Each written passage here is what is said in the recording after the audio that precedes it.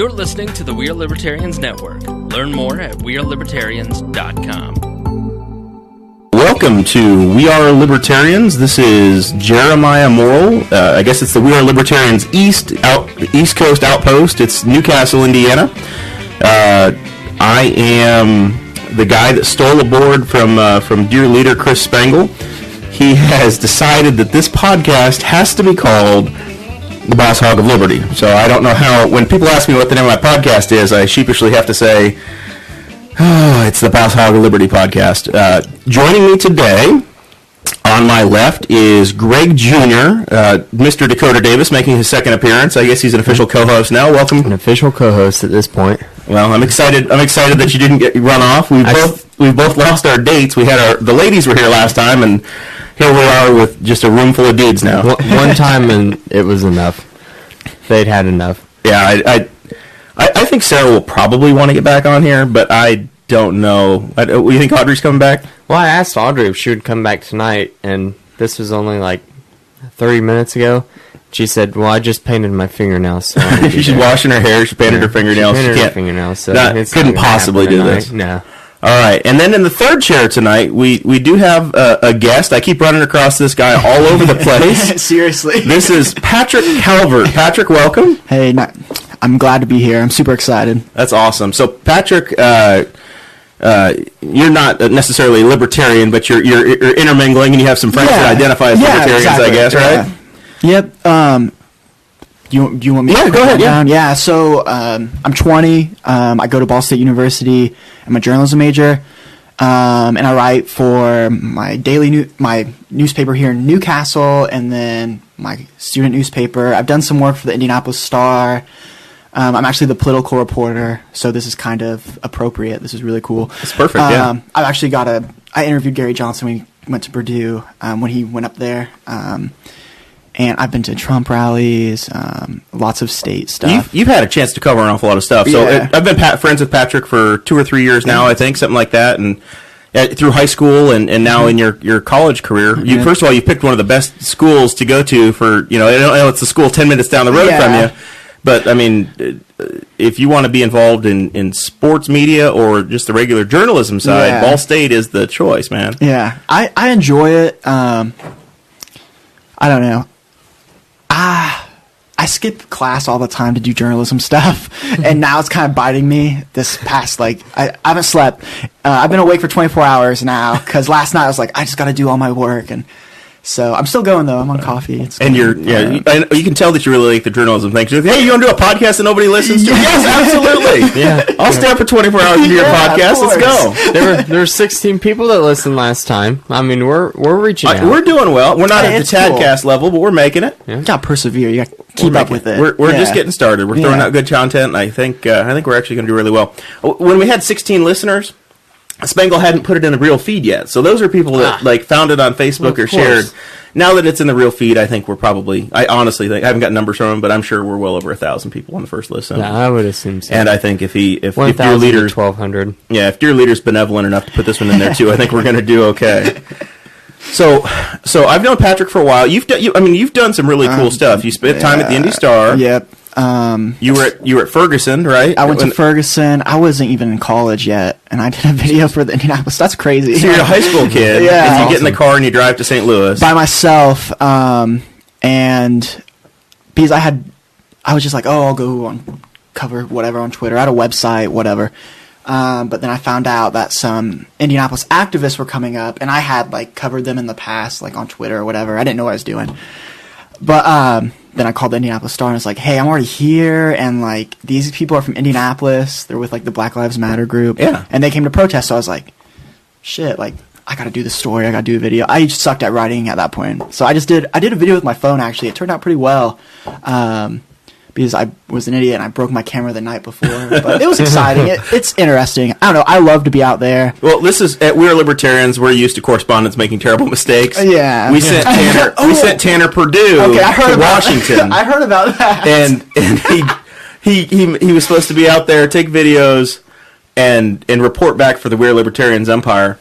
And he literally gets to Richmond, Indiana, 20 miles down the road, drops his phone in the coffee, and all he's able to do over the next 20 miles is type phones FUKD. Yeah, I've never seen that. And that's all we got. That was the entire report from Tanner. Amazing. We didn't even think he actually went, but we got pictures. He went to the inauguration. Things happen. Like I understand. Like, so you were able to actually make stuff happen out there, and you at Ferguson, and I went to Republican National Convention too. That was last summer. So I saw you again at the County 4-H Fair. Oh, yep. And you were covering. Right You were covering. You were like leaving the next day. You had covered the outdoor cooking. Yeah. Judging. Yep. Did you have to pay to get into the RNC? Okay, so I went on my own because I just like to do this crazy shit. So I didn't actually get into like the stadium or anything. Oh, okay. And I was there not writing for anybody, but I was going to tie it back to Indiana somehow and get it published in my college paper. So I actually went to this LGBT, like pro-LGBT Trump like party, and they weren't going to let me in because I was kind of an idiot, and I said, there's drinks and stuff, and I was like, hey, can I get a pass in here and all this stuff? And for some reason I told him I was 19. I was 19 at the time. And he wasn't going to let me in, but I just bugged him and he let me in. But I saw some big names there. I guess if you want to call it the alt-right or the far-right or whatever. But Milo was there. Really? Yeah, Milo was there. Nobody protested Milo that day, did they? No, they loved him in there. Oh, my. Oh, yeah, I bet they did. Gert Wilders. Yeah. He's a far-right, I think from the Netherlands. Mm-hmm. He was there. There's a lot of people there. I'm not sure. Do you guys know Mike Cernovich? Or I don't think I know that name. Yeah, I don't know that. I'm the most poorly read libertarian on the face of the earth, Patrick. It's cool. I just read anything you write, basically. Yeah. Hey, thanks, man. Yeah, thanks. I appreciate it. I try to do my best. So, but I pretty much wrote a story about tying it back to Mike Pence. That was my tie back to Indiana. Absolutely. Talked to LGBT supporters, whatever. But yeah, so that was cool too. All right. So, and then Patrick and I run across each other in the most random places. So when we did the last podcast, Sarah and I were getting ready to take our spring break. I think I had just gone to D.C. for some stuff I do with Purdue University, and then we flew out to Las Vegas. We went from Vegas out to L.A., saw some family in L.A., and had a great time. And then the last 2 days of the trip were insane. We drove from Los Angeles to Phoenix, through the desert, through the mountains, hung out with some family there, saw the botanical gardens in Phoenix, and then the next morning we got up. I was wearing shorts. It was 85 degrees. It was beautiful. And we said, let's go after the Grand Canyon, Hoover Dam, and finish out in Vegas. Got in the car, 80 degrees. We're in the desert. And I swear to God, 2 hours later, we're 7,000 feet altitude.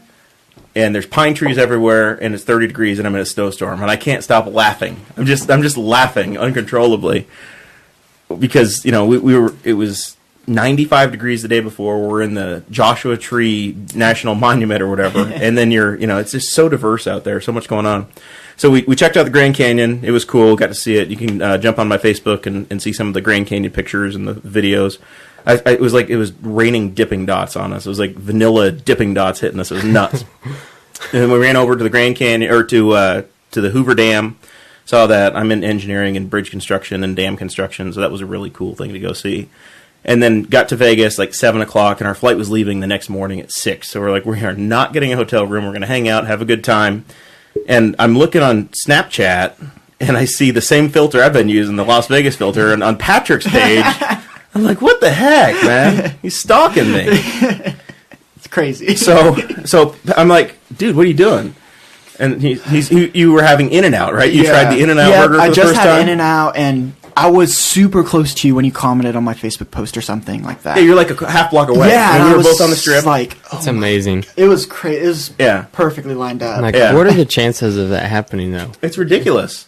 But, Vegas is a place, like, if you're going to meet somebody, like, if you go to D.C. or you go to Orlando or you go to Vegas or something, I guess, that's a pretty good chance you're going to meet somebody you know or somebody's going to be in town when you're there, right? But, yeah, he was like a half block away, and Sarah had gotten tired, and, we'd driven all day. We'd driven like 500 miles, and then we're like, hey, we're in Vegas. So I was there to party and have a good time. So we went to an all-you-can-eat buffet and unlimited drinks, so I was half lit. And Pat met us. Vegas, so I think... At least the understanding I have, depending upon your age, Vegas can be more fun or less fun. Exactly, yeah. And Patrick is like 10 minutes from being 21, and he's in Las Vegas on spring break with his brother and his mom and dad. Oh, my God. So, you're able to get into the casinos, but you can't put any money in them, Mr. Papa Giorgio, right? Yeah, as long as I don't get caught. I didn't do it, so I wasn't breaking the law or anything, I guess. Right. But my parents my mom and my sister had just got out of the Britney Spears concert in the same building or something. Yeah, I saw your parents, yeah. And they were like, come meet up with me. I felt like I was being babysitted. Like, they were drinking. I was thinking I could have more fun in Muncie on the weekend. Like, that sounds crazy. But, Muncie or Vegas? Patrick's the one guy that says, "Oh, you know what? Let's go to Muncie." My friends were like, "Patrick," because I was posting on Snapchat. I kind of wish I was in Muncie, and they were like, "I would trade places with you right now." And I was just like, I don't know. That's awesome. So yeah, so Sarah was done. She went to the parking garage to just to call it a night. So I was thrilled Patrick was there, and that was perfect. We walked around, hung out, and checked out the. I think we went down and placed a bet. We got to the. That cool sports. The Venetian. We went to the Venetian and the Palazzo and got to their sports book. It was great. It was a fun, really cool place. So I'm like, legitimately, the next 2 or 3 days I got home and I'm like, I'm going to make a trip to Vegas just to go hang out for 3 or 4 days and actually see the city and have some time. But I was like the Walking Dead. When you walked back with me I had driven all day. You looked pretty worn out. I was honestly done. Like I was like, this guy he's gonna fall asleep driving or something. Yeah. Because you told me that you had been like, you were up for like over 24 hours, right? Yeah, I was up for like 20 at that point. Yeah, we'd gotten up at dawn. It was we were up at like 22 hours, driven 500 miles, and we were returning the rental car and we were done. So we got home. Thankfully, we flew on Southwest. We didn't fly on United. Yep. So what did you fly home? Back to Cincinnati? Frontier. Okay, yeah. So you didn't get tased? No, or I didn't get tased. Anything? They didn't bloody my mouth or anything like that, luckily. So what do you guys think? This United thing blew up in the last week here. This is like, I guess it's the day before Good Friday. We're recording this podcast to timestamp it here. So over the course of the weekend or this week, I guess, United had a flight that they wound up needing to put some extra people on, and they went to like $800 for a new seat, and then they said, we're just going to throw you off the plane at this point. What is that? What should have happened, Dakota, or what do you think? Well, I think that the point needs to be made that it wasn't United Airlines that knocked this guy in the face and then dragged him off of a plane with a bloody lip. I think it's important to note that it was actually the aviation police that did that. I mean, everybody's pointing the finger at United, but I'm sure that, me being the person that I am and just being distrustful of any body that is in any kind of authority, I want to point the finger at the aviation police before I point the finger at United. And I would also like to note the point that this dude he refused. Like, I know that what happened to him is horrible. Like, that shouldn't happen to people that are just trying to make it back home, but everybody thinks that their flight is the most important. Well, if this guy was a doctor, right? So he's, reading as time goes by, better stories come out, more stories come out. So it was a really small plane. There were like 70 seats. There weren't that many seats to go with it anyway. And it was like there was a youth group with some chaperones. So that was like 8 of the seats were that. And then they had this doctor guy. And everybody talked about how he's a doctor, and I'm thinking, he's probably like a plastic surgeon. Right. He's going to do some augmentation in the morning. Everybody's like, oh, he's probably not a lifesaver guy. So he's, it's going to be like he's got a PhD or whatever. But honestly, I guess he's a legit doctor, medical doctor. The Louisville Courier-Journal really upset a lot of people. They slammed him for his past. Yeah. I don't think, just my personal opinion. That's what you're here for. I just think that that's kind of messed up. Okay, everyone. It shouldn't matter. That really shouldn't matter. Everybody has bad parts about their past too. You're a ticketed person on an airplane. Nobody needs to know that 5 years ago you got arrested and convicted for something. It has no bearing on the fact that you're a customer of an airline. Exactly, and he was punished. He couldn't practice for a while. I think it was in 2015 or something. He was finally able to practice again or something. Yeah, the man is cleared. Just why even dig that up? In their defense, I guess what they said is they were like, it would have been blatantly obvious. It would have been like in Indianapolis, Tim Durham or somebody, where they're like, oh, by the way, this guy, they felt like they had to write that story or mention that story. I don't know. I I thought it was the wrong thing I'm to sure do. people clicked on I it, think it was- but Of course, like, yeah. I mean, I I'll be did. honest, like, yeah, I clicked on Well, it too. Like, so because it's Gannett paper, the Louisville Courier-Journal runs it, so then the USA Today picks it up, and the Indy Star does, and it just And goes it's on, everywhere, and, yeah. and it's national. So, as a libertarian, what I was saying, and what our national chairman, Nick Sarwark, had said in a great Facebook Live video a couple days ago, is they should have just let the market work. So, if you have to get a seat on a plane, they went to $800, and then they started just throwing people off because they were allowed to. yeah, The right it's solution under would like have been yeah. because they basically went to the federal minimum that they had to go Yeah. to. Yeah. They could have spent as much money as they wanted to. So that Right. and I can tell you that somebody on that plane, when they went to 1,500 or 2,000, 2,500, somebody's going to say, "Yeah, let's go." Exactly. Yeah. It's Yeah. just a Absolutely. Yeah, a very I totally poor agree choice with on that. United side because they only needed one. They Yeah. had 4 they needed, and they got to where they had all but one done. Some one person would have taken the deal. Yeah. So it's just unfortunate. Yeah, I just felt like it was, like I said earlier, it should be noted that United Airlines didn't have, like the Mick Police out here that's trademarked, like in Ancapistan or something. They didn't bring these, Black Hawk warriors down on this dude. It was the government that brought the police force in there and forcefully removed this man from his seat. So it's like anytime you have price controls, if you have price controls or you have something that you pass as a law, ultimately what happens to enforce it is guys with guns show up to make it happen. Right. It always turns to violence.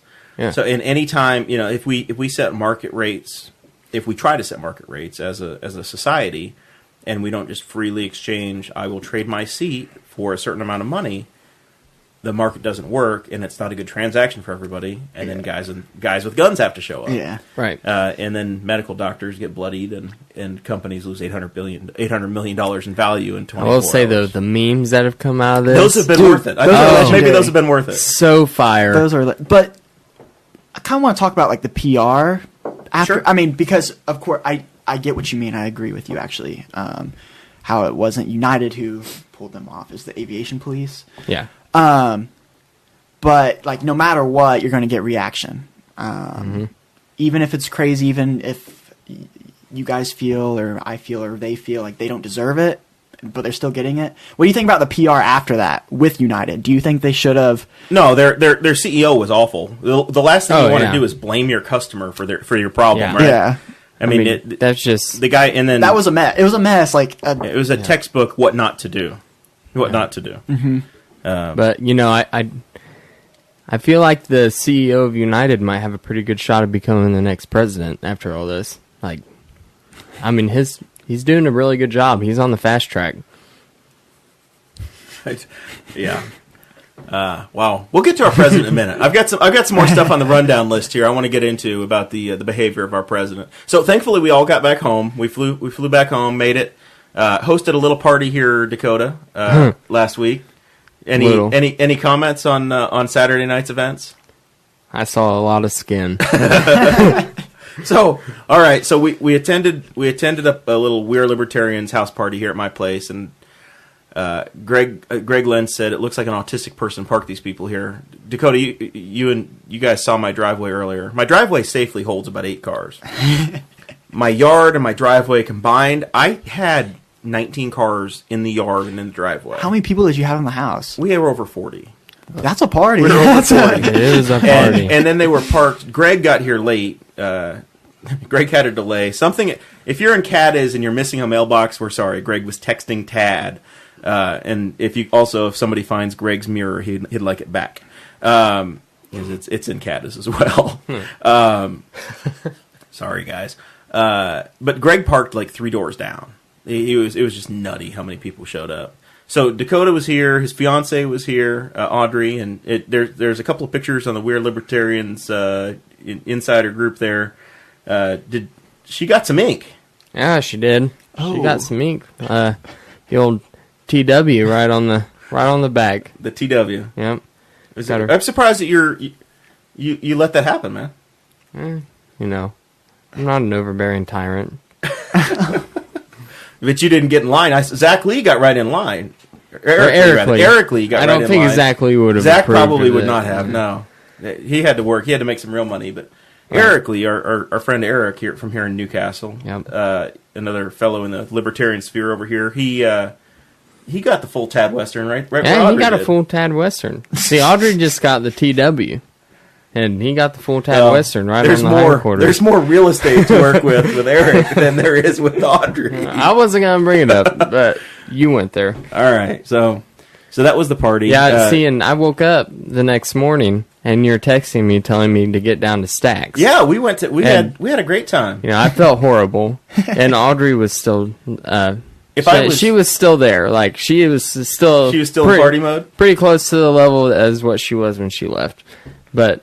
I woke up, and she's laying in the bed next to me, and I look over, and I had completely forgot about the Tad Western. I look over, and it's like right there, and I just died laughing, and she's like, "What are you laughing at?" So I just traced my finger over it, and she just died. It was hilarious. Oh my God! What a time! So yeah, it was a great time. We'll have some more of those. I try to have a little party for the Wall Empire people to come together, get our East friends and our heck, we had people come. There were people here from Michigan. Lisa Crosby's from Newcastle originally, longtime friend of mine. She flew up from Miami. She legitimately bought a ticket. That's and flew crazy. I know her. Yeah, you know Lisa. Yeah. She flew up and hung out with us for a couple of days. So it's crazy the draw we have. Just have some fun and unite around a couple good ideas. Yeah, it was a really good time. I was disappointed that Dakota couldn't stay with us, but he's you've got a dog. Dodger. His name's Dodger.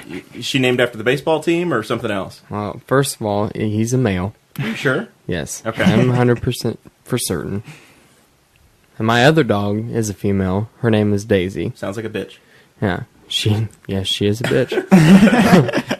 No, she's a 10-month-old German Shepherd. Dodger is a German Shepherd mix.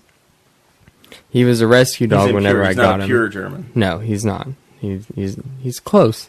All right. You know, we'll spare him that much. Well, he was a rescue dog whenever I got him. Don't make this too sad. I don't. No, he's not. It's not gonna be sad. He's a great dog, and well, he got hit by a car. All right, this is before I got him. This is why he was at the rescue center. So they had to do a hip replacement surgery, and Your dog has a bionic hip. Yes, he has a bionic hip. That's wild. So we'll start out with there. So he has to take glucosamine. We'll keep count on our fingers here. He has to take glucosamine supplements for his hip. Then about a year after I had him, he started having seizures. So he has epilepsy. Wow. Therefore, we had to put him on phenobarbital.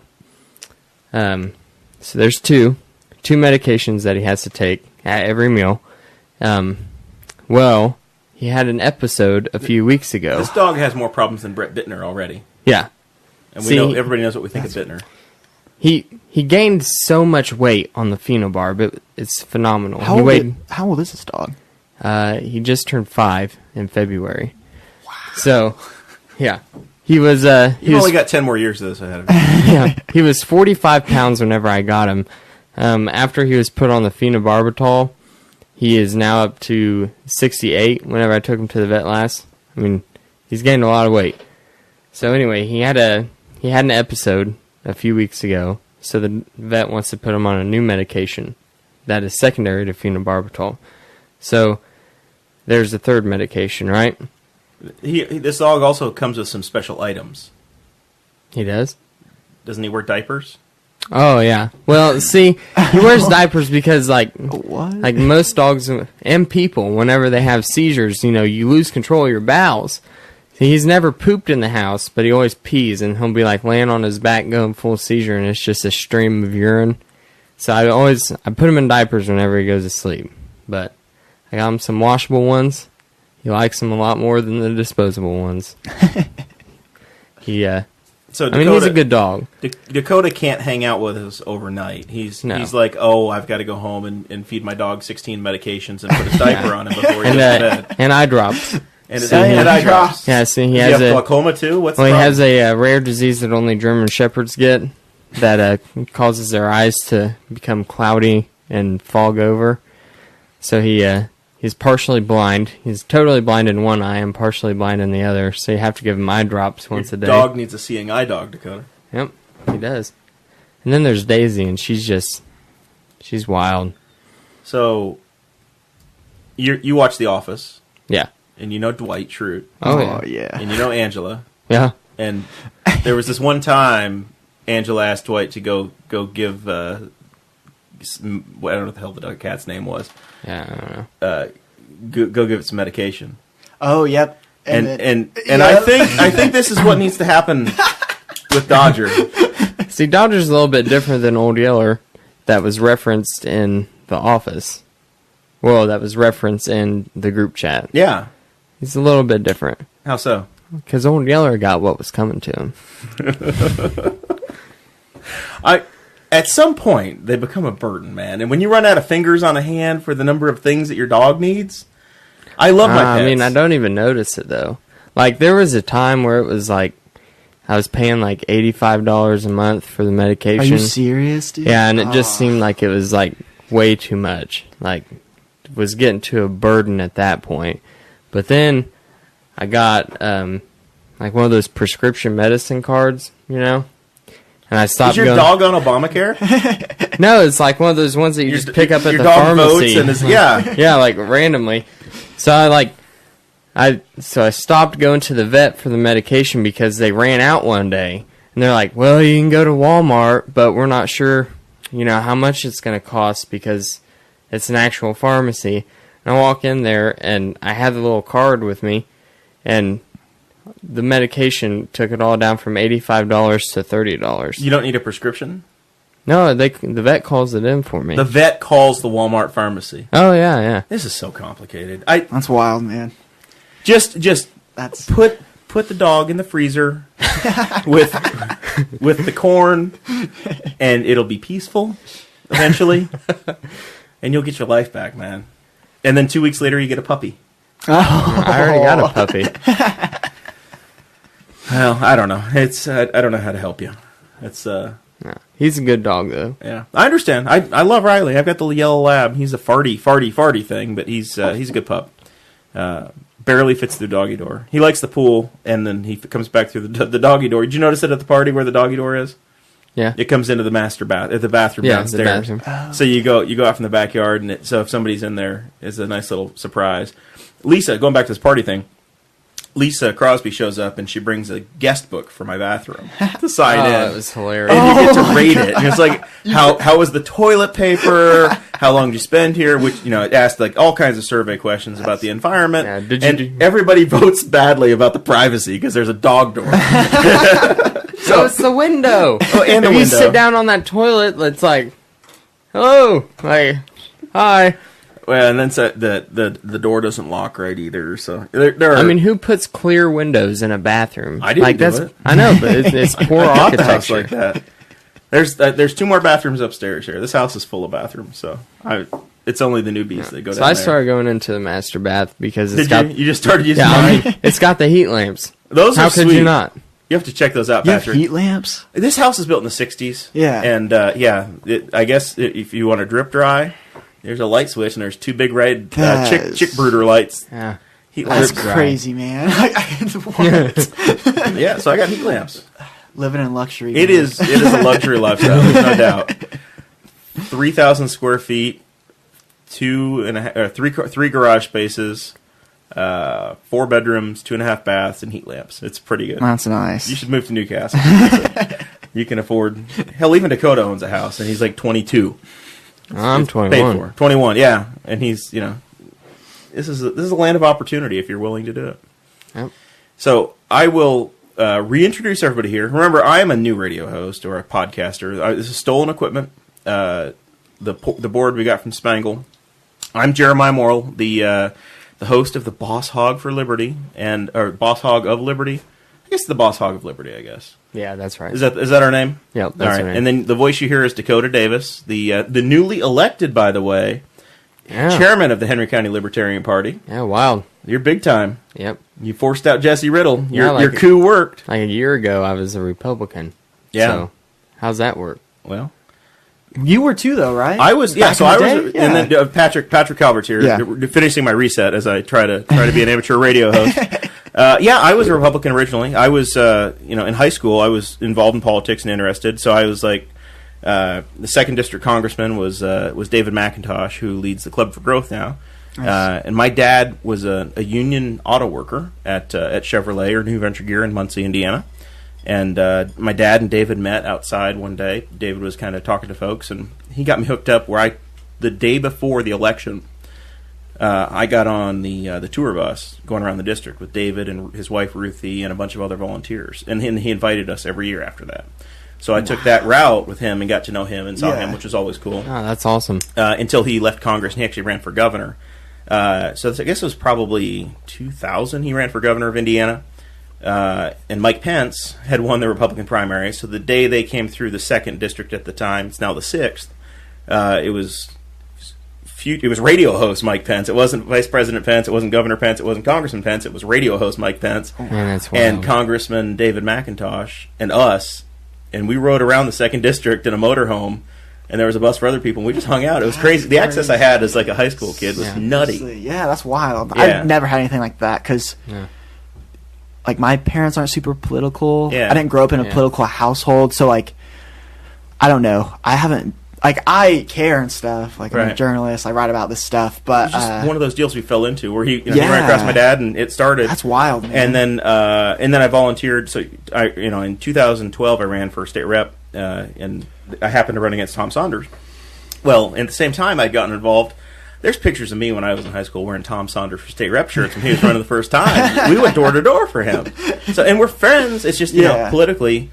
And this is a great segue, actually, Patrick. Thanks for bringing us here. Oh, you're good. I have continued to learn about libertarianism, and I got tired in 2000. I guess it was 2008. I voted for John McCain in 2008. Okay. But right at that time was when I was making my shift. I see. And that was the last Republican presidential candidate I voted for. But they were saying the same stuff, and they were totally all about the establishment. Yeah. Mm-hmm. Marlon Stutzman was not. He was a state senator at the time in Indiana, and he had run for state. He wanted to run for senator. He had been running for senator for about 6 months, and then Evan Bayh said, "Hey, I'm not running for senator anymore." So they called the senator from Virginia, Dan Coates, brought him in, totally cast off Marlon, threw him to the side. And that was kind of when I said it doesn't matter anymore. This isn't a party for me. I can't. See. These guys don't. All they care about is they don't care about principle anymore. They just completely care about winning, and they're opportunistic, and they just don't give a damn. So that was my transition, and that kind of started it. Yeah. So 2012, there was a guy running for president, and I supported Gary Johnson in the LP. But every cycle is a learning experience for us, but then there's also these guys that are running that shape the race and give you ideas. 2016, Dakota came along, and you actually were a guy that liked Austin Peterson quite a bit, right? I was an Austin Peterson fan. Yeah. Still am, absolutely. To this day. So there was a fellow in 2012, the main competition for Gary Johnson was a guy named Lee Reitz. Okay. He was very homely looking. He's a libertarian from Texas, not polished, not put together in any way. Small budget, libertarian guy, had no real hopes of actually winning, but he was there for his message. And his message at the time, which I didn't understand, but it kind of resonated, end all wars. He was talking about two things. He was talking about the war on drugs, and he was talking about the war in Iraq or Afghanistan or all of those.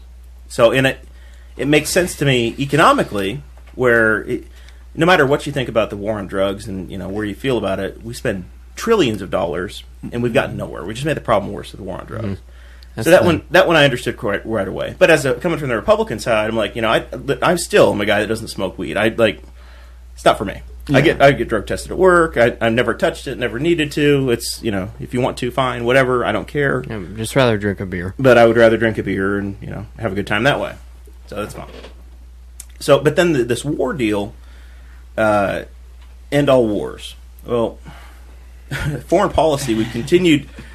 At a minimum, the way I look at the world, and you guys can share where you're at and your view of things, and I guarantee it continues to change for us all as we go along. Definitely. But I graduated high school in 2001, right? So, okay. Yeah. So I graduated high school in 2001. That's crazy. I start my first full-time job, and I'm sitting at work at the place I still work now, and 9/11 happens. So we go to war the year I graduated high school, and we've been at war ever since. We've never stopped. Yeah. So It's my been that entire way my life. whole life. Yeah. Dakota's born in, God, I don't even know. 96. Yeah, I was born in 96. 97. Yeah. So, like, Yeah, you're 4 that's years all I've old. known. Yeah, like, that's pretty much, like, I don't know. It's kind of crazy. I actually remember seeing the images on TV, but that's it. Sure. Just, like, very basic. Yeah, it's the same way for me. Yeah. But I don't remember much from the day, but I know everything after, for the most part. What? Yeah, right. So Lee Wright's deal was, let's end all wars, and sure, that makes sense. But today's the day that the United States dropped the MOAB. Yep. The in mother Afghanistan. Yeah, the mother of all bombs or bombs. whatever. Yeah.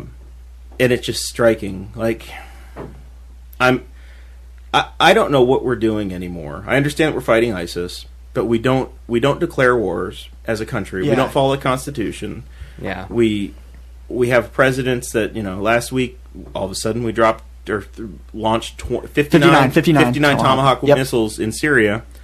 When I'm not convinced, and this is another reason I brought Patrick on. You're like a minor. You have a minor in Middle East studies. I study Arabic at Ball State, and Okay. then this isn't really like a qualification, but there's a lot of Saudis at Ball State. Sure. And you're much more in the culture than the rest of us. I pretty much lived with them for the whole my whole freshman year, and then I've done stories about people who I did a story about a guy who was a rebel during the Libyan Revolution against Muammar Gaddafi. Yeah, he was a driver. He drove weapons, food, took injured people back, and then there's also a teacher at Ball State. I wrote a story about this. Who is from Mosul, Iraq, which, if you know anything about Mosul, it was invaded by ISIS. And right up on the mic, Patrick. Oh, it was invaded by ISIS in 2014, and he was there.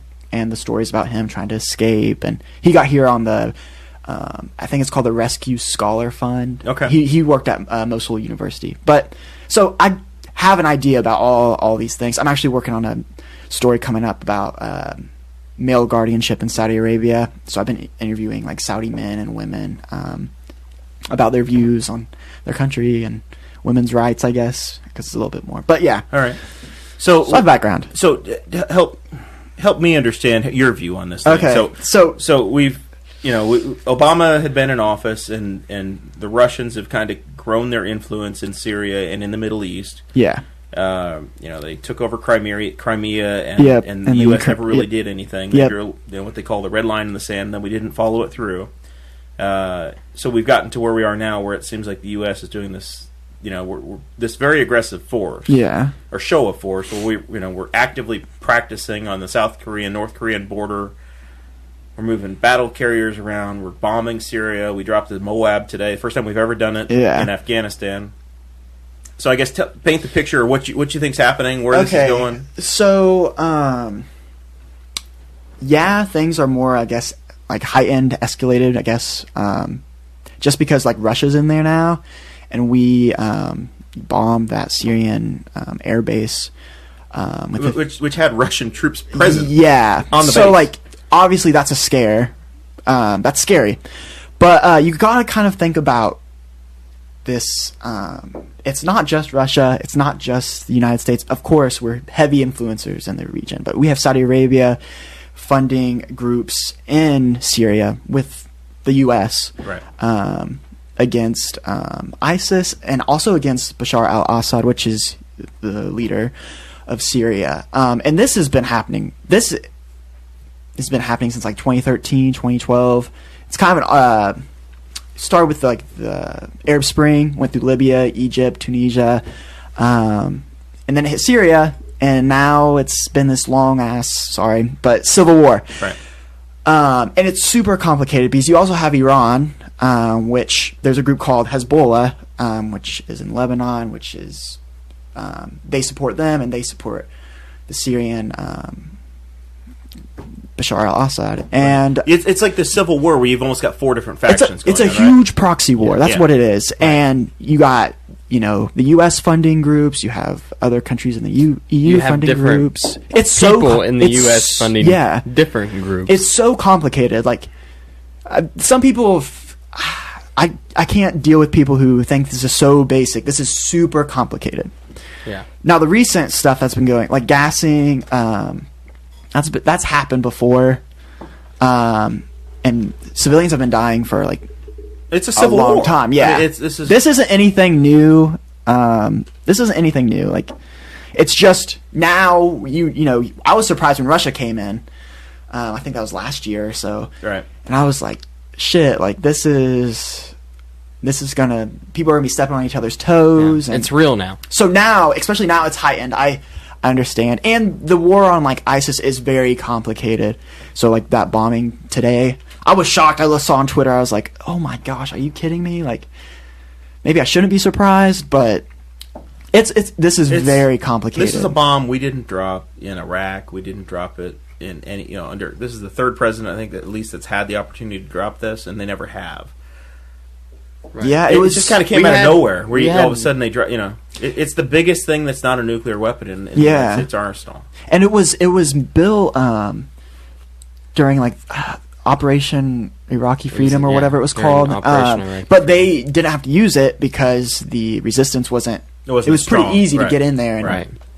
And it wasn't that we didn't have intel about places where they were set that were so secluded from civilians. Yeah. Which, okay, I'm not a Trump supporter by any means of the word, but I mean, I will agree with some of the things that he's done. Like, I'm not blinded by party politics.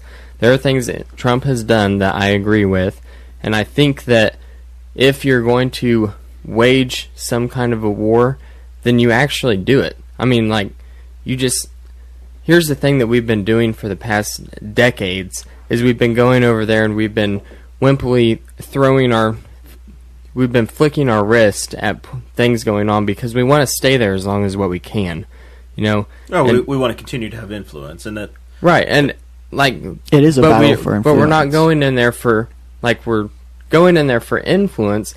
But instead of having influence in places like how we do in Japan, how we do in Germany, in other places around the globe, we're going there like saying, "Hey, we can do this." But we never will. Yeah. And that's kind of my view on foreign policy, or what's developed. Is you remember Pat Buchanan? He was almost an isolationist type guy. He ran for president a few times in the 90s. Okay, so he primaried President Bush in 92, I believe, and then he ran again in 96 as like or maybe 2000 as a reform candidate. He ran in 2000. He was the Gore, Buchanan, Nader, Bush thing. So he ran for president about 3 times in the 90s and early 2000s. But he had a view of foreign policy that was kind of an isolationist or America First thing. And that's a lot of what Trump talked about in his inaugural, where he talked about pulling back, America First. Mm-hmm. And I was optimistic. It didn't last very long. But I was optimistic that, we're in like 150 countries around the world with military stations. Yeah. Why are we doing that? I would much rather say, let's bring everybody back to the United States, have our bases here, and then as we need to, we declare a war, we get into a skirmish, we've got the Navy, we can still function, but we don't have to have these people in this huge military presence around the world. We can have I don't mind if we have the huge military. Yeah. Let's just keep those guys in the United States or guys and gals in the U.S. until we need to move them out. Yeah. And whenever you have really good friends and family that join the military, it becomes more real. Absolutely. It becomes a lot more real whenever stuff like this happens. And then whenever things happen, like we bomb Syria and Russia starts speaking out against our actions, it becomes real for people like you and I sitting here that are young. That are 20, 21, 22. Males. Yep. Yeah. And you've got your SSA card or you're exactly. on the list. Yeah. I hope that doesn't happen. I told Spangle the other day he picked a bad time to be able to fit back into 2X shirts. That's awesome. I'd give up that diet and start.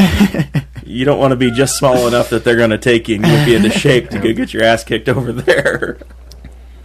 But I don't know. It is very, very complicated because our allies are different than other people's allies. We have like Kurdistan, which they have been the Kurdish people have been fighting ISIS for a long. There's a city called I can't pronounce it right. I think it's Kobane or Kobani, but this was like 2 years ago. But that was like a huge. I mean, it was like a long fight, but the coalition airstrikes were there and everything. But then you have Turkey, who the government, I guess, isn't really too fond of the Kurdish people. They don't want them to have their own state because Kurdistan isn't a state. It's in northern Iraq. Right.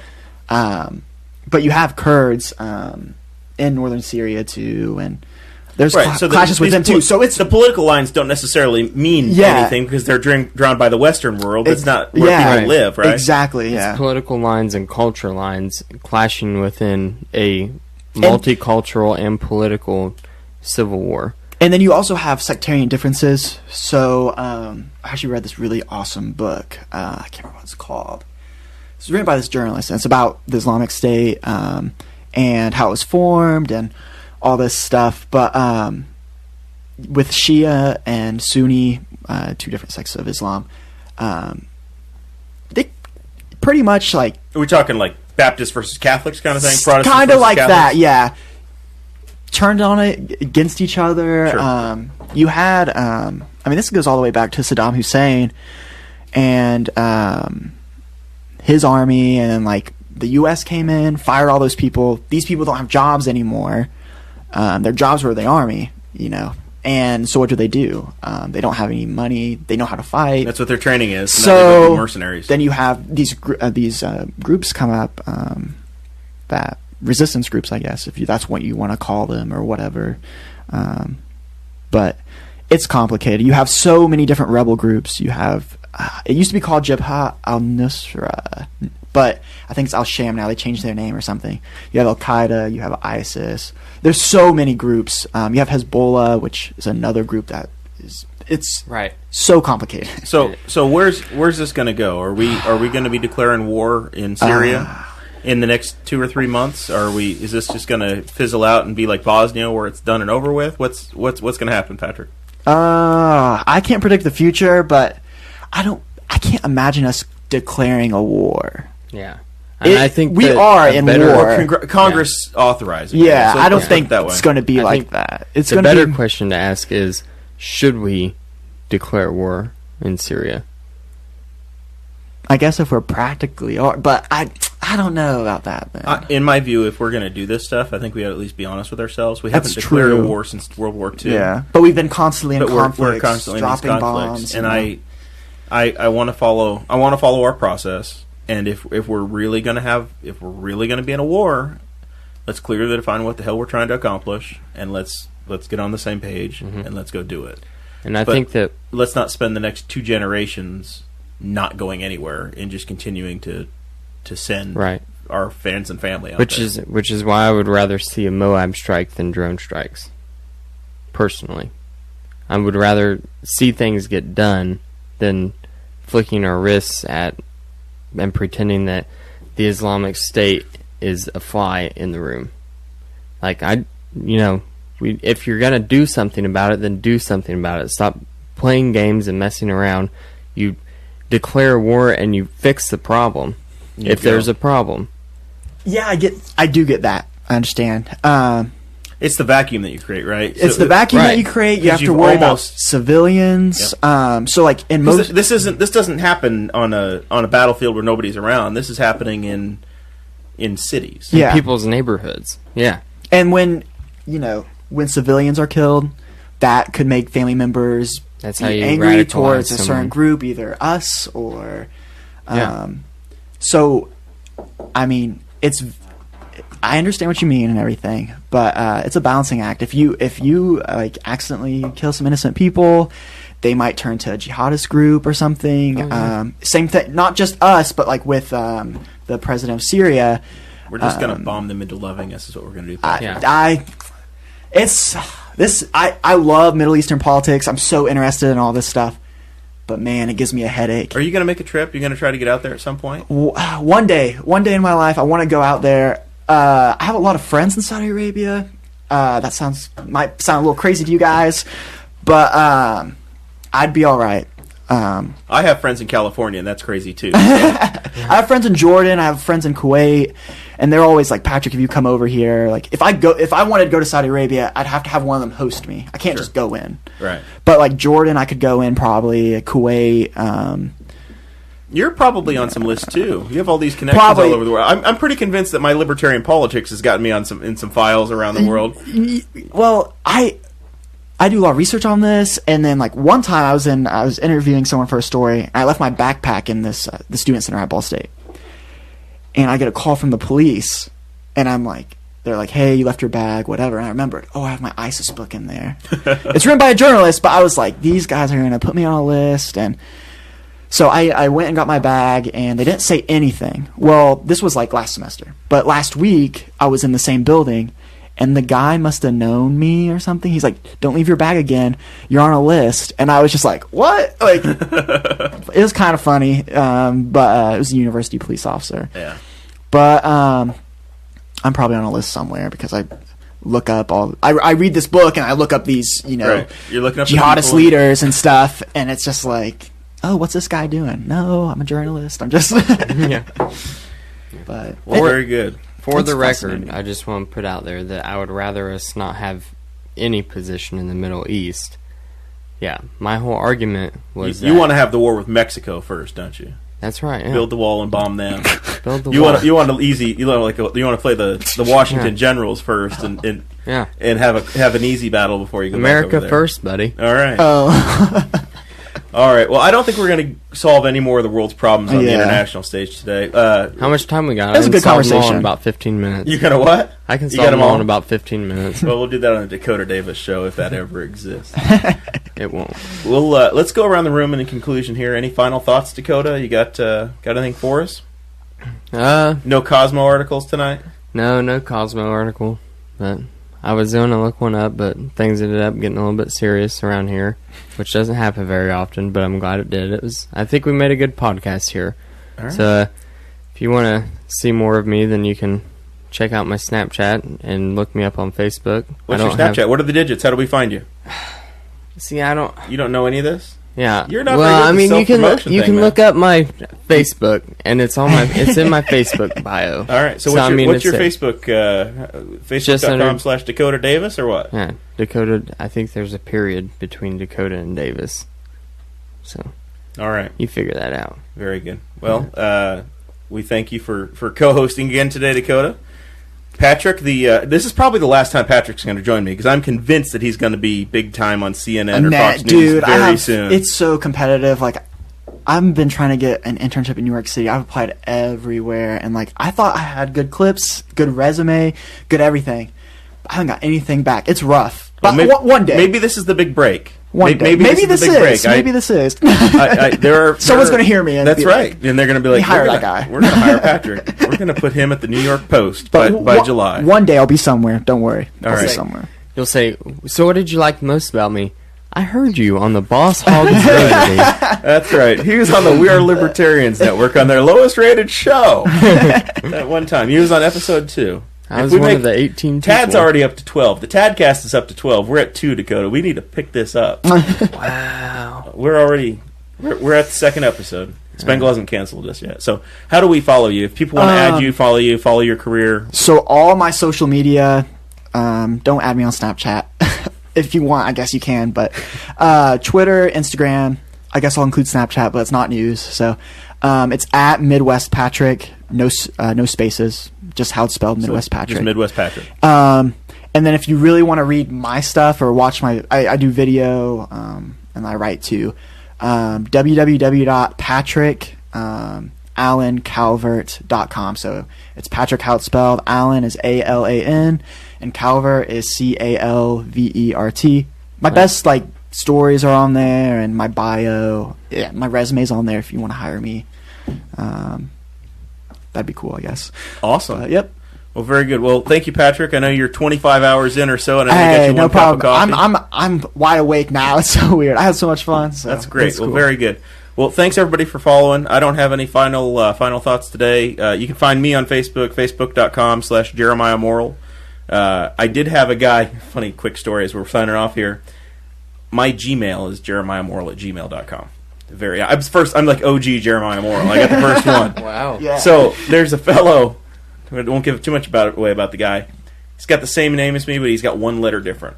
Oh. I get these emails today in my inbox, and his insurance company is paying him a significant amount of money, and it's in my inbox. I'm getting his homeowner's insurance claims. I'm like, well, man, that routing number's not going to come to me. You gotta adjust this thing. So yeah, I actually called the insurance guy. I'm like, hey, I don't. Yeah, this other Jeremiah, it's not his address. So I feel sorry that I was the first one on the Gmail train and he didn't get it, but I'm Jeremiah Morrell. So Jeremiah Morrell on the Gmail, on Facebook, facebook.com/Jeremiah Morrell. And that's probably the only place I really post regularly. A little on the Instagram, but I'm more of a lurker over there. Snapchat, you really don't care to see that. It's pretty boring. That's just me driving around, wandering the Midwest in my sales career. It's not boring. It's depressing. It is depressing. There's not much to it. I'm kind of jealous of it. I see it. I'm like, this guy's going everywhere. Yeah, he's in Dayton again. Congratulations. Yeah. It's still cool. All right. Well, thank you guys for being here. We'll get this thing posted, and I don't know if this is going to be a weekly podcast or how much it's going to come out, but subscribe. We do appreciate all the listeners. Find us on SoundCloud. If you like it, review it on the. Yeah, I'm not an Apple guy. I'm a Droid guy, but I know in the iTunes store you can review the podcast and give it 5 stars there. Maybe we'll be the best new coming show. I think just the art alone, the Boss Hog of Liberty art that Spangle came up with is going to be... We got to be better than Tad Western. We're coming for you, Tad. Yeah. I don't have Miranda's assets, but I think we can come after Tad. Yeah. Don't make me sick dogger on you, Tad. Uh-oh. Well, very good. Thank you to Spangle and all of the We Are Libertarians contributors.